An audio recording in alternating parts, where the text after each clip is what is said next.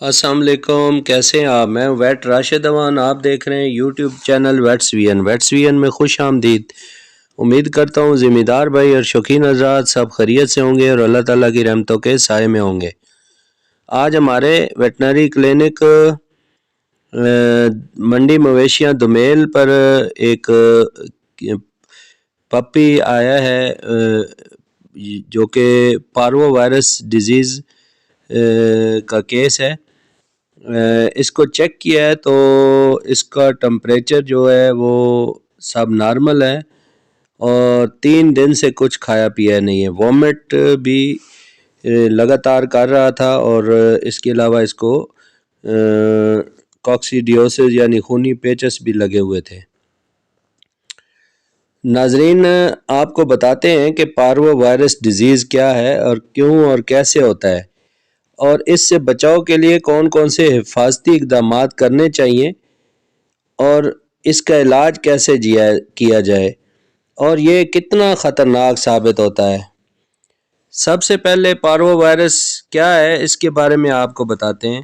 ناظرین، جیسا کہ نام سے ظاہر ہے کہ یہ کتوں کی ایک وائرل ڈیزیز جو کہ 1.5 ماہ سے 6 ماہ تک کے بچوں کو زیادہ متاثر کرتی ہے، یہ خطرناک بیماری ہے۔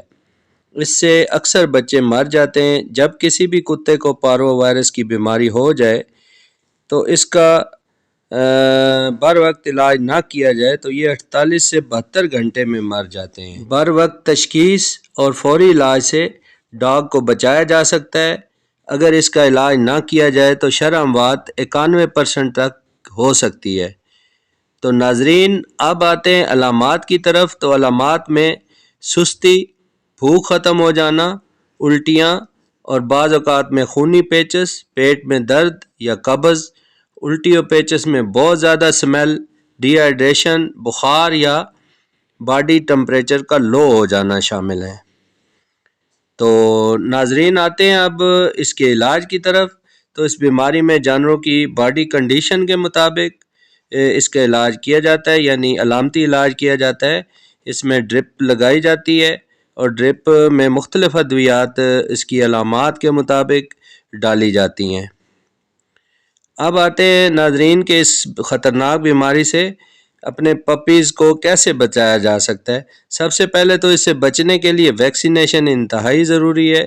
اپنے پپیز کو 30 دن سے 45 دن تک پہلی ویکسین پارو وائرس لگانا چاہیے، پھر دوسری بوسٹر ڈوز 21 دن کے بعد یہی دوبارہ رپیٹ کرنی چاہیے۔ پھر 21 دن کے وقفہ سے کتوں کو 9 وائرل ڈیزیز سے بچاؤ کے لیے ویکسین کرنی چاہیے، پھر یہ ویکسین دوبارہ 21 دن کے بعد بوسٹر ڈوز کے طور پر لگا دینی چاہیے۔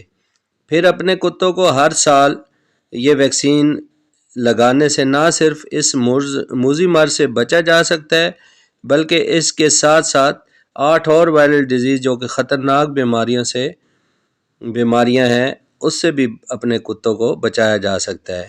پارو وائرس کی بیماری پھیلنے کی دوسری بڑی وجہ کتوں کا پخانہ یعنی سٹول ہے۔ پارو سے متاثر کتے جب گھر سے باہر نکلتے ہیں اور راستوں پر پخانہ وغیرہ کرتے ہیں، اس جگہ پر صحت مند کتے بھی جب اس کے قریب آتے ہیں تو وہ بھی اس وائرس سے متاثر ہو جاتے ہیں۔ تیسری بڑی وجہ کتوں کا آپسی کنٹیکٹ ہے۔